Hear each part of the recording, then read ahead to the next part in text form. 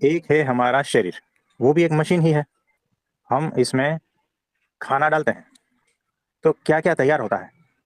Blood बनता है, सारे रस बनते हैं, उसमें से चमड़ी से लेकर हड्डी तक बनता है, सब कुछ बनता है। यानी वो भी एक मशीन। तो ऐसा हर चीज यहाँ पर एक मशीन ही है। उसमें कुछ डालो तो कुछ बदली होकर निकलता है। वैसे ही यहाँ पर हमारा माइंड जो है ना, वो भी एक मशीन की तरह ही काम करता है।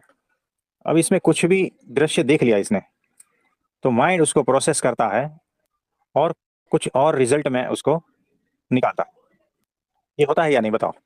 तो सब का माइंड अलग अलग मशीन की तरह ही बिहेव करता है। तो एक व्यक्ति ने कुछ शब्द बोले हैं, तो मेरा माइंड उसको पकड़कर उसका पूरा प्रोसेस करके एंड रिजल्ट कुछ और निकाल के देता है। तो जब तक कुछ प्रोसेस करके निकालते हैं ना, कुछ एंड रिजल्ट, कुछ अलग प्रोडक्ट्स निकालता है ना, तब तक समझना कि आप आत्मस्थित नहीं हो।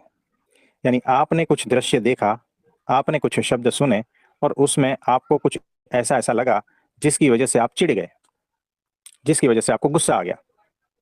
यानी आपका माइंड उस तरह से बिहेव कर रहा है। गुस्सा बनाने वाली मशीन, क्रोध बनाने वाली मशीन। आप उसमें कुछ भी डालो, निकलेगा क्रोध ही। फिर आप उसमें कुछ भी डालो, चाहे शब्दों के माध्यम से, दृश्य के माध्यम से, कैसे भी, निकलेगी उसमें से ईर्ष्या ही। आप उसमें कुछ भी डालो, उसमें से कपट ही निकलेगा। एंड प्रोडक्ट कपट, एंड प्रोडक्ट ईर्ष्या। आप उसको कुछ भी कह लो, कुछ भी उसमें डालो, उसको अपमान ही लगेगा उसको, कि उसने मेरा अपमान कर दिया। ये माइंड का मशीन इस तरह से बिठाया हुआ है। तो हर एक व्यक्ति का माइंड मशीन ऐसा बिठाया हुआ है कि अलग अलग प्रोसेस करके कुछ ना कुछ एंड रिजल्ट निकाल देता है। तो हमें ऐसा मशीन चाहिए जिसमें से कोई प्रोडक्ट निकलता नहीं है। वो शुद्ध मशीन है। यानी उसमें जो भी कुछ कहा वैसा का वैसा ही एंड रिजल्ट आता है। यानी उसको पूछेंगे कि इसका मतलब क्या होता है, मतलब का कोई पता नहीं है, जो है वो है।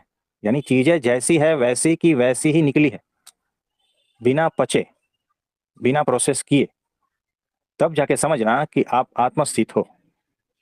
आत्मज्ञानी का आत्मस्थिति होने का यही मतलब होता है कि चीजें जैसी है वैसी ही दिखाई देती है।